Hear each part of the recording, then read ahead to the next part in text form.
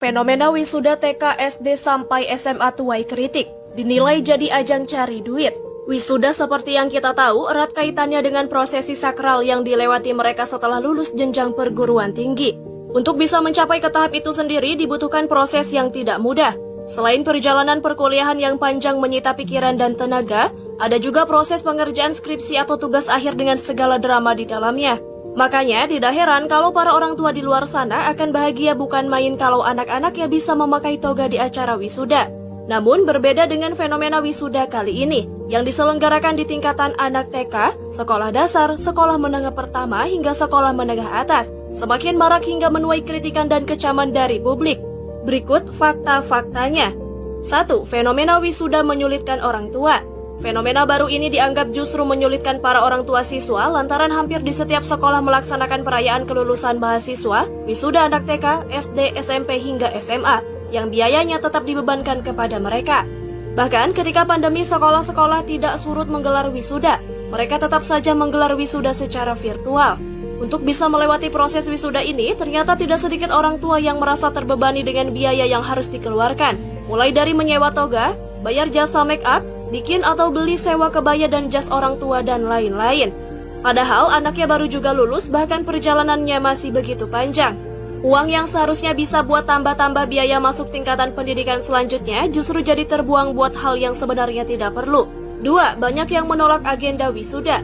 Semakin maraknya acara wisuda yang diwajibkan untuk perayaan kelulusan, tak sedikit pula masyarakat yang menyuarakan untuk menolak digelarnya acara tersebut.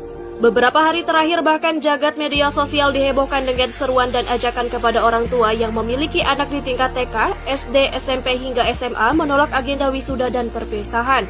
Tren seremoni wisuda di Indonesia saat ini mulai menimbulkan keresahan di kalangan orang tua. Sebab orang tua siswa harus merogoh kocek lebih dalam hanya untuk berpartisipasi pada kegiatan sekolah sekali setahun tersebut. Sejumlah akun milik orang tua siswa pun mulai menyuarakan keberatannya karena biaya yang ditetapkan sekolah tidak sedikit. 3. Sudah tak sakral. Padahal biasanya prosesi wisuda yang sebelumnya hanya dikenal di kalangan perguruan tinggi, kini menjadi proses wajib di jenjang pendidikan di bawahnya. Tak tanggung-tanggung mulai dari tingkat TK hingga SMA semuanya menggelar prosesi wisuda yang mengenakan toga hingga berias make up layaknya orang dewasa. Padahal arti kata wisuda kalau dilihat di KBBI adalah peresmian atau pelantikan yang dilakukan dengan upacara khidmat. Dengan makna sakral ini tentu wisuda akan lebih tepat jika dilakukan di level perguruan tinggi. Tidak cuma arti wisuda jubah hitam serta topi toga yang dipakai wisudawan atau wisudawati saat prosesi juga syarat akan makna mendalam. 4. Sebagai proyek dan ajang cari duit. Acara wisuda di jenjang TK, SD, SMP, dan SMA dinilai sebagai ajang hura-hura hingga promosi sekolah yang dibungkus dengan acara seremoni di tempat terbuka, bahkan sebagai ajang untuk cari duit atau dijadikan proyek oleh pihak sekolah. Dampak diselenggarakannya wisuda di setiap jenjang pendidikan itu pun mengakibatkan adanya kesenjangan sosial, karena tidak semua wali murid mampu mengumpulkan uang yang ditetapkan berdasarkan hasil rapat dengan pihak sekolah. 5. Ikut-ikutan tradisi sekolah luar negeri. Di beberapa negara barat, proses wisuda memang kerap dilalui anak-anak usia sekolah saat sudah dinyatakan lulus. Tapi meski begitu, biasanya graduation dilakukan dari jenjang SD bukan TK, apalagi PAUD.